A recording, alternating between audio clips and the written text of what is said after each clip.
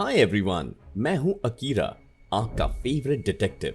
और मैं लेकर आया हूं एक और रियल क्राइम फाइल। जैसा कि आप जानते हैं, ये एक ऐसी वीडियो सीरीज है जिसमें हम जापान और इंडिया के अलग अलग केसेस जो अनसॉल्व्ड हैं उन्हें देखने की, उन्हें इन्वेस्टिगेट करने की, अपने तरीके से उन्हें सॉल्व करने की कोशिश करते हैं। तो आइए देखते हैं आज का एक्साइटिंग केस क्या है। हम बात करने वाले हैं जापान के एक बहुत ही मशहूर अनसॉल्व्ड क्राइम की, जो इनफैक्ट जापानीज हिस्ट्री में सबसे बड़ा अनसॉल्व्ड क्राइम माना जाता है। इसका नाम है द 300 मिलियन येन केस। तो बात है 1968 की, यानी 1968 की। टोक्यो के जस्ट बाहर एक आदमी एक भेष बदलकर मोटरसाइकिल पुलिस ऑफिसर बनकर एक ऐसी चोरी करता है जिससे सबको ताज्जुब हो जाता है। वो 300 मिलियन येन 5 मिनट में चुराता है। यानी अगर आज की रेट में देखा जाए तो दैट इज 3 बिलियन येन। जी हाँ, इतनी बड़ी अमाउंट। और बहुत बड़ा इन्वेस्टिगेशन होता है। ऐसा नहीं है कि जापानीज पुलिस तहकीकात करने की कोशिश नहीं करती। 1,70,000 ऑफिसर्स, 9 बिलियन येन मॉडर्न इक्विवेलेंट कॉस्ट और 7 साल तक तलाश करते हैं, लेकिन मुजरिम उनके हाथ नहीं लगता। जी हाँ, स्टैट्यूट ऑफ लिमिटेशंस जो होता है वो 10 दिसंबर 1975 को एक्सपायर हो जाता है। ये कोई ऐसी वैसी चोरी नहीं थी, ये एक फिल्म का प्लॉट था, एक परफेक्ट क्राइम। और आज भी, यानी कि 57 इयर्स लेटर, जिसने ये क्राइम किया था वो हाथ नहीं लगा है। हाथ लगना तो दूर, वो कौन था ये भी पता नहीं चला है। और ये केस इतना फेमस है कि इसने बहुत सारे मांगा, फिल्म्स, टीवी ड्रामाज, बहुत कुछ इंस्पायर किया है। ऑलमोस्ट जापान में हर किसी ने इसके बारे में सुना हुआ है। तो आज हम और आप मिलकर इस केस में थोड़ा सा डीप जाने की कोशिश करेंगे और पता लगाएंगे कि इसमें एक्चुअली हुआ क्या था। तो आइए बात करते हैं केस के डिटेल्स की। ये इंसिडेंट हुआ था दिसंबर 10, 1968 को फुचू सिटी, टोक्यो में। 300 मिलियन येन कैश में, which were meant for employee bonuses at a major company. क्या आप गेस कर सकते हैं वो कंपनी कौन सी थी? It was a very famous electronics company, Toshiba. जी हाँ, तोशिबा के एम्प्लॉय बोनस की अमाउंट 300 मिलियन येन जो कैश में थी वो चोरी हो गई। 1960s में जापान की कंपनीज कई बार अपने बोनसेस कैश में दिया करती थी और इसीलिए गाड़ियां अक्सर बैंक से पैसे लेकर कंपनी की तरफ जाते हुए चोरों की नजरों में आ जाती। तो आइए बात करते हैं उस दिन की। सुबह का वक्त था, 9:20 हो रहे थे, दिसंबर 10, 1968। और ऐसी ही एक कैश ट्रांसपोर्ट कार, एक Nissan Cedric 1900 custom car, Kokubunji branch Nippon Trust bank से निकल रही थी और जा रही थी तोशिबा की फैक्ट्री की तरफ। अब गाड़ी में थे टोटल 4 लोग, एक ड्राइवर और 3 सिक्योरिटी गार्ड्स। छोटा सा रूट था, बस कुछ किलोमीटर दूर जाना था वन वे। 9:30 पर एक पुलिस वाला आता है। एक ऐसा इंसान जो पुलिस यूनिफॉर्म पहने व्हाइट मोटरसाइकिल चला रहा था। वो सीधा कैश ट्रांसपोर्ट कार के आगे आकर रुक जाता है और चिल्लाता है कि आपकी गाड़ी के नीचे एक बॉम्ब है। 9:33 वो कहता है ये बॉम्ब फट सकता है। अब जो अंदर गार्ड्स बैठे थे वो बॉम्ब की बात सुनकर काफी डर जाते हैं और अचानक गाड़ी के नीचे से सफेद रंग का धुआं निकलने लगता है। वो ऑफिसर चिल्लाता है, बहुत खतरा है, भाग जाओ अभी। और सारे सिक्योरिटी गार्ड डर के मारे वहां से भाग जाते हैं। 9:35 पर वो ऑफिसर उस गाड़ी को लेता है और जैसे ही वो सिक्योरिटी गार्ड्स वहां से चले जाते हैं, वो गाड़ी के अंदर बैठकर इंजन शुरू करता है और पैसे लेकर वहां से रफू चक्कर हो जाता है। फेक ऑफिसर के आने के बाद से चोरी होने तक कितना वक्त लगा? बस 5 मिनट। ठीक 10:30 बजे वो कैश ट्रांसपोर्ट व्हीकल मिल जाती है। वो एक बहुत ही तंग सी गली में 4 किलोमीटर दूर मिलती है, लेकिन उसके अंदर से पूरे 300 मिलियन येन गायब हो चुके होते हैं और कोई सुराग पीछे नहीं रहता। है ना ये ताज्जुब की बात? कि बस 5 मिनट में कोई 300 मिलियन येन की चोरी करके चला जाता है। अगर उस वक्त के पैसों के हिसाब से सोचे तो ये 17 करोड़ की चोरी थी। 17 करोड़ रुपए 5 मिनट में गायब हो गए। और अगर वही पैसे इन्फ्लेशन वगैरह गिन के आज की तारीख में देखें तो वो बनते हैं 177 करोड़, यानी ऑलमोस्ट 177 करोड़ रुपए की चोरी 5 मिनट में कोई करके चला गया और उसका नामो निशान तक नहीं मिला। तो आइए अब बात करते हैं पुलिस इन्वेस्टिगेशन की। जैसे ही क्राइम हो गया, जो चोरी हो गई, उसके बाद पुलिस ने एक मेजर इन्वेस्टिगेशन लॉन्च किया। जब वो चोरी वाले सीन पर पहुंचे तो जो दिखा उससे वो काफी शॉक्ड रह गए। बिलीव इट और नॉट, कुल 120 पीसेस एविडेंस मिले थे। जैसा कि मैंने पहले आपको बताया कि कोई सुराग नहीं मिला, ये बात पूरी तरह से सच नहीं थी। और ये क्यों मैंने कहा, ये आपको धीरे धीरे पता चलेगा। लेकिन जिस वक्त पुलिस ने तहकीकात की, इन्वेस्टिगेशन किया, तब they found 120 pieces of evidence जो पीछे छूट गया था। अब आप ये फोटोज वगैरह देखकर पता कर सकते हैं कि क्या क्या हुआ होगा।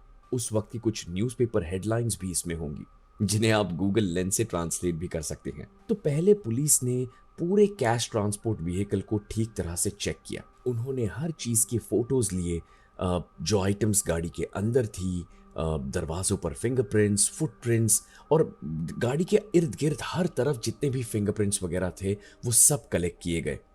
टीम्स एक साथ काम कर रही थी पुलिस के अंदर, और कुल मिलाकर 1,70,000 ऑफिसर्स एक साथ काम कर रहे थे और देश के अलग अलग हिस्सों से इंफॉर्मेशन मिल रही थी। तब पुलिस के पास आज की तरह डिजिटल टूल्स नहीं हुआ करते थे, तो उस वक्त मोस्टली उन्हें अपनी आंखों पर, अपनी कानों पर भरोसा करना पड़ता था। फिल्म कैमरास का फुटेज देखना या जो गवाह हैं उनकी जो गवाही है उसके हिसाब से केस बनाना पड़ता था।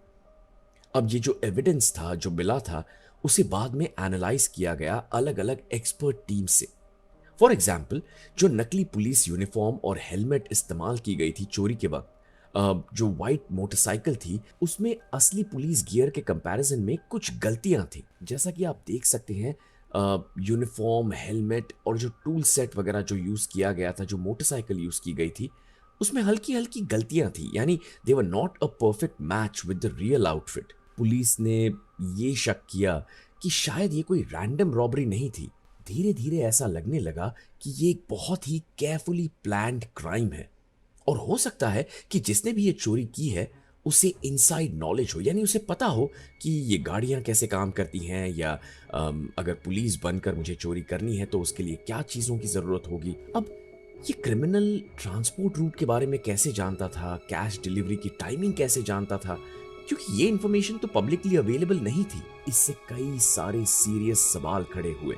और अब आइए हम बात करते हैं एविडेंस की। इसके क्या क्या डिटेल्स थी, एनालिसिस कैसे हुई। तो सीन पर जहां चोरी हुई वहां पर कई तरह तरह के एविडेंस पाए गए। कुल मिलाकर, जैसा कि मैंने कहा था, 120 आइटम्स वर फाउंड, जिनमें ये कुछ चीजें थी, जैसे फेक पुलिस यूनिफॉर्म और प्रॉप्स। क्रिमिनल ने बहुत ही कन्विंसिंग तरह की पुलिस आउटफिट बनाई थी, जो किसी को अगर पैनिक में दिखाई जाए तो बिल्कुल लेजिट लगेगी। और जिस तरह का पैनिक क्रिएट किया गया था बॉम्ब वाला, उससे तो you wouldn't doubt that this uniform is fake. पर धीरे धीरे बाद में इन्वेस्टिगेटर्स को इसमें छोटी छोटी गलतियां नजर आने लगी, और इससे ये थियरी बनी कि शायद ये इनसाइड जॉब हो सकता है। शायद ये कोई ऐसा इंसान कर रहा है जिसे इस सब की जानकारी है कि यूनिफॉर्म कैसी दिखती हैं, उनमें क्या डिटेल्स होती हैं। उसके अलावा जो टूल सेट और आइटम्स यूज किए गए थे व्हीकल स्विच करने के लिए, यानी क्रिमिनल ने पहले से ही टूल्स तैयार करके रखे थे बार बार गाड़ियों को बदलने के लिए चोरी के बाद। और इससे ये हुआ कि पुलिस को किस व्हीकल में चोर एक्चुअली भागा है ये ढूंढने में बहुत मुश्किल हुई। व्हाइट मोटरसाइकिल गियर और हेलमेट, अब ये भी कोई स्टैंडर्ड पुलिस इक्विपमेंट नहीं थे। इन्वेस्टिगेटर्स ने कहा कि हो सकता है ये कस्टम मेड थे या फिर बिल्कुल नकली थे। ऐसा भी हो सकता है कि क्रिमिनल ने इंटेंशनली, यानी जानबूझकर ये पीछे छोड़ दिए थे ताकि इन्वेस्टिगेशन और थोड़ा सा कंफ्यूजिंग हो जाए। इन्वेस्टिगेशन टीम ने इसके अलावा फिंगरप्रिंट्स और फुटप्रिंट्स को भी एनालाइज किया, लेकिन उस वक्त की जो टेक्नोलॉजी अवेलेबल थी उससे कोई सॉलिड मैच नहीं मिले। इसके अलावा ट्रांसपोर्ट व्हीकल के अंदर कुछ डॉक्यूमेंट्स छोड़े गए थे और कुछ कपड़े के छोटे छोटे टुकड़े छोड़े गए थे। ये भी ऐसा माना जाता है कि बाद में इन्वेस्टिगेटर्स को लगा शायद प्लांटेड एविडेंस थियरी हो, यानी कि नकली सबूत जो जानबूझकर क्राइम सीन पर छोड़े गए थे। पहले तो लग रहा था कि क्रिमिनल ने शायद एक्सीडेंटली इन चीजों को वहां छोड़ा होगा, लेकिन ऐसा हो सकता है कि उन्हें जानबूझकर छोड़ा गया हो। इन अदर वर्ड्स, ये एक बहुत ही क्लेवर ट्रिक थी जिसे क्रिमिनल ने यूज किया इन्वेस्टिगेशन को कंफ्यूज करने के लिए और क्रिमिनल को बच निकलने का एक रास्ता देने के लिए। अब आइए बात करते हैं सस्पेक्ट की। तो सबसे जरूरी बात यह है कि जो लिस्ट ऑफ सस्पेक्ट्स बनाई गई थी उसमें कई हजारों पॉसिबल सस्पेक्ट्स थे और बहुत सारे सवाल जवाब भी किए गए थे। सबसे ज्यादा जिस पर शक गया था उस सस्पेक्ट का नाम था बॉय एस, एक यंग मेंबर चोरी की एक गैंग का, जो बहुत की सस्पेक्ट बन गया। लेकिन जैसे ही ये इंसिडेंट हो गया उसके बाद उसने सुसाइड कमिट कर लिया। जी हां, वो बंदा जिस पर सबसे ज्यादा शक था उसने चोरी के कुछ दिनों बाद सुसाइड कमिट कर लिया। और इससे बहुत कंफ्यूजन हुआ इन्वेस्टिगेशन में, क्योंकि before any solid evidence could be confirmed there was a suicide. अब एक इनसाइड इन्वॉल्वमेंट थियरी थी। चूंकि पुलिस यूनिफॉर्म नकली था, पुलिस गियर नकली था, तो माना जा रहा था कि शायद ये जुर्म बैंक के किसी इंसान ने या फिर पुलिस फोर्स के किसी इंसान ने किया होगा। शक बढ़ता चला गया कि ये किसी अंदर के ही आदमी का काम है। अफवाहें फैलने लगी, लोग एक दूसरे पर इल्जाम लगाने लगे। कुछ लोगों ने तोशिबा के एम्प्लॉयज पर इल्जाम लगाना शुरू कर दिया। और फिर एक नई थियरी सामने आई, ऑर्गेनाइज्ड क्राइम थियरी। क्योंकि ये क्राइम ऐसा लग रहा था कि इतना केयरफुली प्लान्ड है, तो ऐसा भी हो सकता था कि कई लोगों ने मिलकर ये चोरी की हो। कुछ को लगा कि ये एक प्रोफेशनल क्राइम ऑर्गेनाइजेशन ने की हुई चोरी है। कुछ ऐसी भी थियरी सामने आई कि ये जुर्म कैसे करना है इसकी जानकारी जुटाने का काम भी किया गया था। लेकिन कोई भी सस्पेक्ट सॉलिड एविडेंस के साथ इस क्राइम से जोड़ा नहीं गया या जोड़ा जा ही नहीं पा रहा था। तो इन्वेस्टिगेशन एक डेड एंड पर आकर रुक गया। बहुत सारा जो एविडेंस था वो या तो नकली था, या तो मिस इंटरप्रिटेड था, या तो जानबूझकर वहां पे रखा गया था, और इससे पुलिस का काम बहुत ज्यादा मुश्किल हो गया था। अब आइए बात करते हैं मॉडर्न पर्सपेक्टिव की और इन्वेस्टिगेशन के बाद क्या हुआ इसकी। पिछले कई सालों में इस केस को कई बार रिव्यू किया गया है, कई बार री इन्वेस्टिगेट करने की कोशिश की गई है, लेकिन आज की एडवांस टेक्नोलॉजी के बावजूद हम अब तक कोई ठोस एविडेंस या ठोस सबूत नहीं निकाल पाए हैं उस डेटा से जो तब कलेक्ट किया गया था। केस का री एग्जामिन होना 1970 से लेकर कई री इन्वेस्टिगेशंस हो चुके हैं, लेकिन जो एविडेंस है वो बहुत ही अनक्लियर सा है। मॉडर्न डीएनए टेस्टिंग और एडवांस्ड फिंगरप्रिंट एनालिसिस के बाद भी ओरिजिनल मटेरियल इतने खराब हो चुके थे कि कोई भी सॉलिड लीड नहीं मिला। इंटरनल विसल ब्लोइंग और बढ़ता डाउट, इन रिव्यूज के दौरान ऐसा शक होने लगा कि कई बार पुलिस के अंदर कवर अप हो रहे हैं या मिसकंडक्ट हो रहा है, सबूतों को दबाया जा रहा है। कुछ को लगा कि इन्वेस्टिगेशन टीम में जो लोग हैं उन्हीं में इंटरनल डिसएग्रीमेंट हो रही है और इसीलिए जो इंटरनल इंफॉर्मेशन है वो ठीक तरह से हैंडल नहीं की जा रही है और शायद उसकी वजह से ये केस सॉल्व नहीं हो पाया। अब आज का क्या व्यू है, मॉडर्न डे व्यू क्या है? आज ये 300 मिलियन येन की रॉबरी एक अनसॉल्व्ड मिस्ट्री की तरह देखी जाती है जापान में। कई रिसर्चर्स और जर्नलिस्ट आज भी इसके राज को ढूंढने की कोशिश कर रहे हैं। लोग आज भी सोचते हैं कि अगर हमारे पास आज की टेक्नोलॉजी तब होती तो क्या ये केस सॉल्व हो पाता? ये क्वेश्चन आज भी एक डिबेट खड़ा कर देता है। तो जैसा कि मैंने आपसे कहा, ये एक सिंपल रॉबरी नहीं थी। ये एक ऐसा केस था जिसमें बहुत ज्यादा प्लानिंग की गई थी, शायद थोड़ी सी इनसाइड हेल्प ली गई थी और इंटेंशनली यानी जानबूझकर नकली सबूत प्लांट किए गए थे ताकि इन्वेस्टिगेशन कंफ्यूजिंग हो जाए, इसमें वक्त लग जाए, क्रिमिनल को भागने का मौका मिल जाए। और ऐसा ही हुआ। इसीलिए ये 300 मिलियन येन का केस आज भी एक लेजेंडरी अनसॉल्व्ड मिस्ट्री की तरह देखा जाता है। तो हमने आज के इस केस में सब कुछ कवर किया कि पुलिस ने किस तरह से क्राइम को रिस्पॉन्ड किया, जो सबूत मिले थे वो कितने असली थे, कितने नकली थे, इन्वेस्टिगेशन कहां जाकर फंस गया। पर आपको क्या लगता है, क्या ये सारा इन्वेस्टिगेशन एक नकली था, या ये सारे जो सबूत थे वो जानबूझकर प्लांट किए गए थे, किसी ने इनसाइडर ने इन्वेस्टिगेशन को डीरेल किया? आपको क्या लगता है सच्चाई कहाँ छुपी है? पर्सनली मुझे ऐसा लगता है कि इनसाइड जॉब थियरी जो है वो बहुत कन्विंसिंग है, क्योंकि इस तरह की चोरी करना और उसके बाद ना सिर्फ चोरी करना, मे बी चोरी करना भी, it could have been luck that the security guards ran away and all of that happened, लेकिन उस चोरी को छुपाए रखना, उन पैसों का ना मिलना, उस चोर का ना मिलना, दैट्स व्हाट कन्विंसेस मी कि हो सकता है कि ये एक इनसाइड जॉब हो। क्योंकि एग्जैक्ट ट्रांसपोर्ट रूट, उसकी प्रिसाइज टाइमिंग, वो ऑलमोस्ट फ्लॉलेस पुलिस यूनिफॉर्म। क्या होगा अगर वो क्रिमिनल एक्चुअली कोई इनसाइड मैन था? शायद वो कोई सबूत जानबूझकर इसलिए भी छोड़ गए क्योंकि उन्हें पता था कि इन्वेस्टिगेशन जब होती है तो वो किस तरह से होती है, और अगर कोई नकली सबूत मैं छोड़ूंगा तो इन्वेस्टिगेशन कैसे डीरेल हो सकता है। बट मैं जानना चाहता हूँ कि आपको क्या लगता है? क्या आपको लगता है कि उस बैंक में या पुलिस फोर्स में या फिर तोशिबा में आज भी वो इंसान है, या शायद आज तो वो रिटायर हो चुके होंगे, बट ऐसा कोई एम्प्लॉय था जिन्होंने वो चोरी की थी और आज वो उन पैसों को लेकर कहीं खुशी से जी रहे हैं? या क्या आपको लगता है कि कोई प्रोफेशनल क्राइम रिंग थी जिन्होंने वो चोरी करवाई और फिर पैसा मिल बांट कर खा लिया और सब के सब खुश हैं?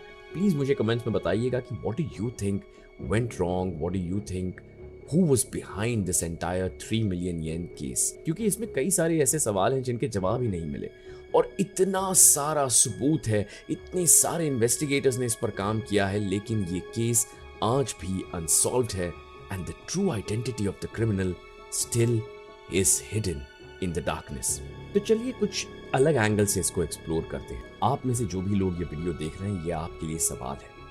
आपको क्या लगता है what kind of a person was the criminal? वो जो क्रिमिनल था वो किस तरह का इंसान था?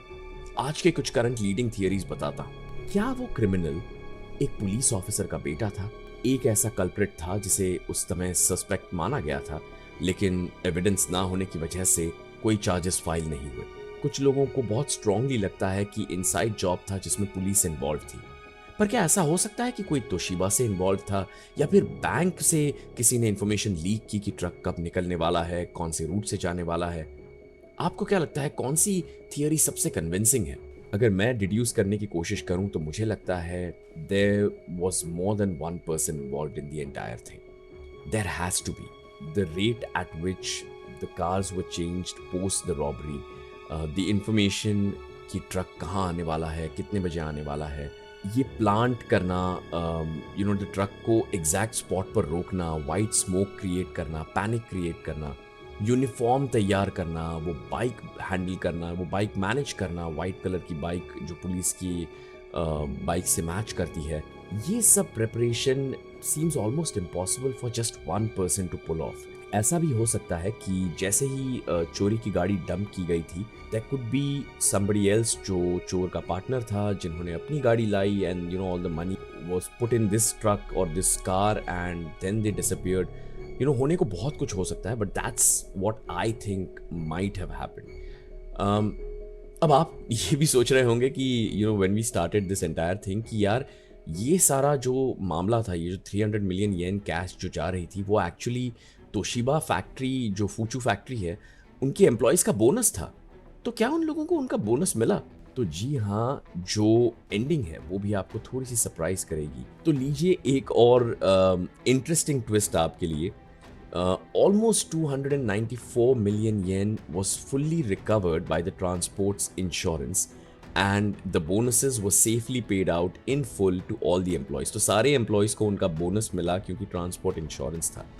अब ये भी ऐसी बात थी जिसने लोगों का ध्यान खींचा कि ट्रांसपोर्ट इंश्योरेंस का प्रीमियम कितना था। आपको ताजुब होगा सुनकर कि ये 294 मिलियन का insurance pay out was done only at a premium of 16,000 येन।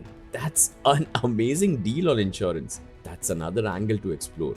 तो क्या लगता है आपको आज के केस के बारे में? अगले केस में हम आपके कमेंट्स के बेसिस पर उस केस को चुनेंगे। तो मिलेंगे अगली बार एक नई मिस्ट्री लेकर। सी यू वेरी सून।